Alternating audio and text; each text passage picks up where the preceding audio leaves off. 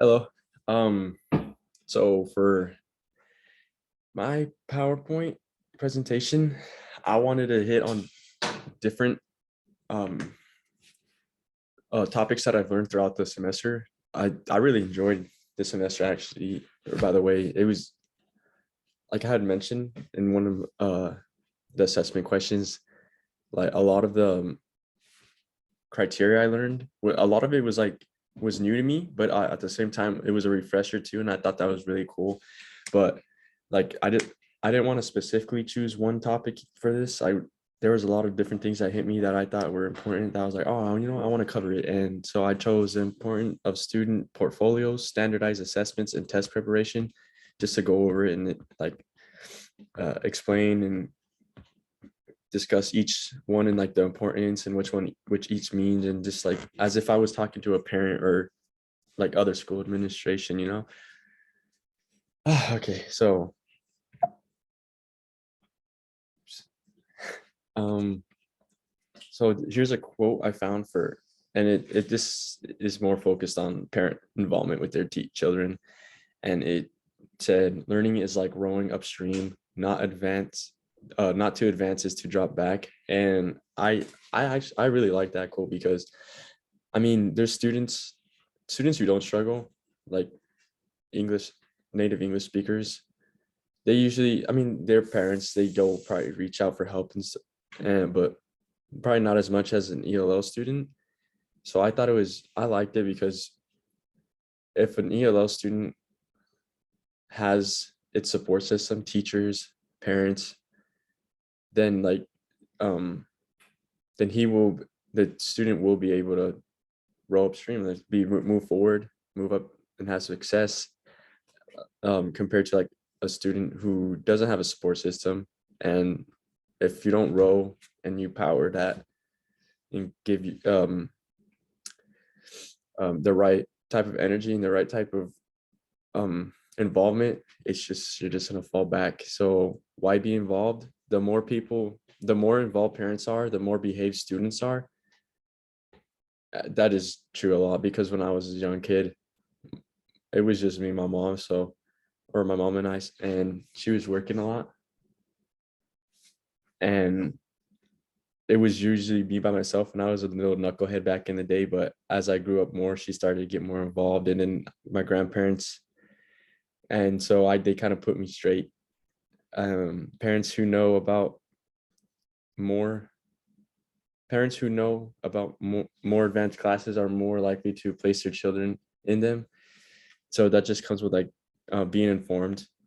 The more involved parents are, the increase in knowledge with math and reading, which is true. Having parents that may know the criteria will help them instead of a student trying to learn it on their own. And then having parents who care and who are involved will lead to higher graduation rates, which is really true, because if a student doesn't have anyone, then they're just going to do whatever they feel like is right, and maybe they feel like, oh, school isn't important, and they won't care as much. But if they have parents who like know and are determined for the student to at least try to walk on the path to success, they will help them get there. So student portfolios, these portfolios are used as a way to display a specific student's academic process, academic challenges, and effort over a period of time. They also showcase what skills students are mastering and which skills students find difficult. They demonstrate the learning process of a student and where they excel or struggle. And then I put in a little influence, and as a future teacher, I believe it is important to track your students' progress, because you do not want your students to fall behind and not even know like that they're falling behind and just think everyone's getting it. So it's also like, it's a great feeling, I guess, like I said, like watching and like seeing firsthand, like as you keep check of each of your students, watching them grow as a student and seeing them conquer their weaknesses and turn them into strengths. And I think that's probably one of the biggest achievements that I hope to one day experience. So to continue on student portfolios, some teachers may struggle or be a little intimidated at first, but I look at teaching as a community. Like as a teacher, you're not alone. You have others teachers and other school administrators, and just, yeah, it's like a big support system, a big old community, and everyone's there for, I mean, everyone should be there for each other to help um each other, like each other learn, because I mean, you don't want to be the teacher or the instructor that doesn't quite know how to do something, and then not ask for help and not get the help, and then it'll just reflect on your students. So like, for instance, constructing a student portfolio may be challenging for some, but there are teachers and websites out there who are more than glad to help. So it's like I said, you're not alone. What are standardized assessments? They are these comprehensive assessments contain many different attributes that involve planning, collecting, analyzing, and interpreting and reporting data. And then, as discussed by Gottlieb, standardized assessments and discusses standardized assessments and mentions how it pushes students to produce a score and answer similar questions in order to measure each student's performance. They also evaluate where students are at academically. I like standardized assessments. There's like there's a good and there's a bad. I mean, there's a good and bad to everything, but I mean, as a kid, I didn't like them because I was an ELL student myself, and I was always struggling. So when it came to these types of little assessments, or what it always seems like every year back when I was in elementary, the big exams, excuse me, each year would change, but it was tough. But that's just where teaching comes in, and trying to find a way to go around it and construct ways where not only your native English speakers benefit, but also your students who don't speak English as a first language. Because I mean, at the end of the day, just students, we chose the job because we care about and want to see our students, children succeed.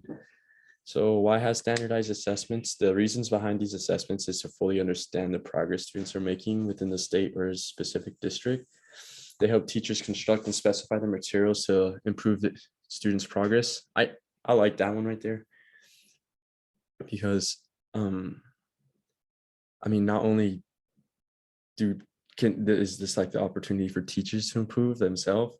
I mean, the teachers can improve as an instructor, and students improve as a learner as well. And it's just like, all well, everyone wins, you know, if everyone goes upstream and the positive progress route.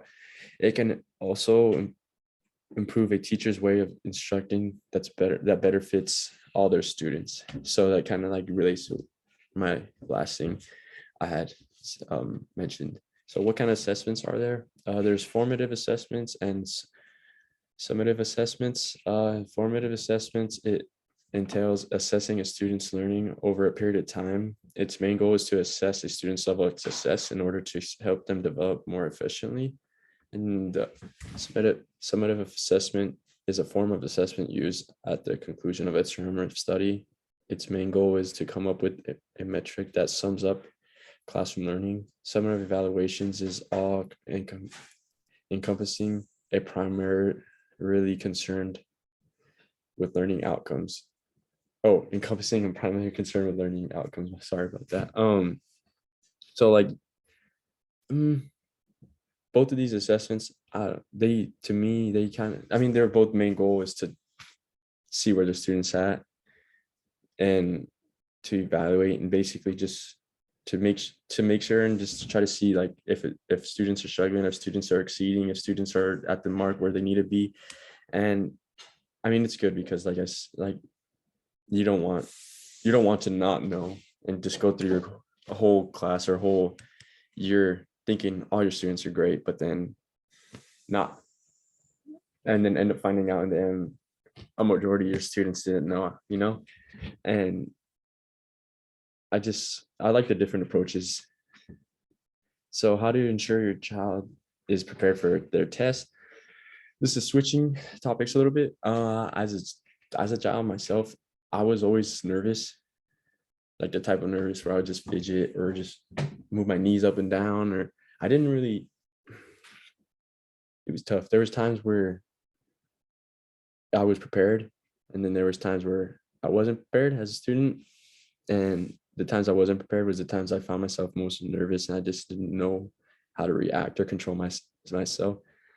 So like before the test, one thing I would inform like parents, you should they need a good meal to fuel their mind. It kicks in and it helps with that critical thinking, breaking down all these questions, and then hype up your child. Like it's all about a mindset. You don't want them to go in there thinking, oh, I'm going to do bad. Even if they don't know the material, if you hype them up and tell them they're going to do good and they do well and they walk in the classroom like, okay, they don't know. Maybe they don't know as much, but they're at least hyped and they're at least motivated. They're going to at least give it their best, I mean, might as well go down swinging without going down just by getting pushed down. And then you got to get a good amount of sleep or else your mind won't be there. So during the test, like when it's actual test day, have a good breakfast. You need that fuel. And yeah, give them tips on how to stay cool, calm, and collective. Because I mean, you don't want them to freak out like I would freak out. And just because they have an exam does not mean that afterwards the family cannot have any fun. So, like give them like a like oh, it's test day, like not to be sad. Like tell them like give them a little other boost. Like hey, like you're gonna go take a test, and afterwards we're gonna go have some fun, get your mind off it. Just decompress from everything.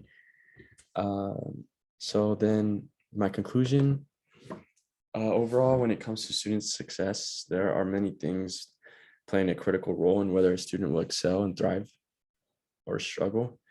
The teacher instructs, the involvement of parents, preparation, and encouragement are huge deciding factors of a child's success. Children are capable of achieving anything because of their unique minds, but it starts with us. Like we're like the foundation basically, and children, their minds they soak in.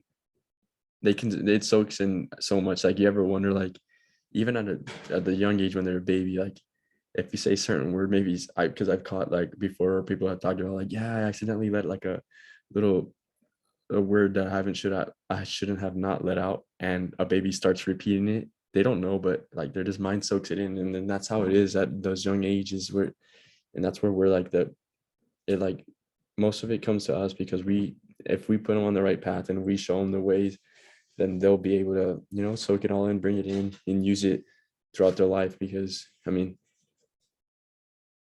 at the end of the day, we want all of our students to succeed. And I mean, the harsh reality is there's some students who just don't end up in the end.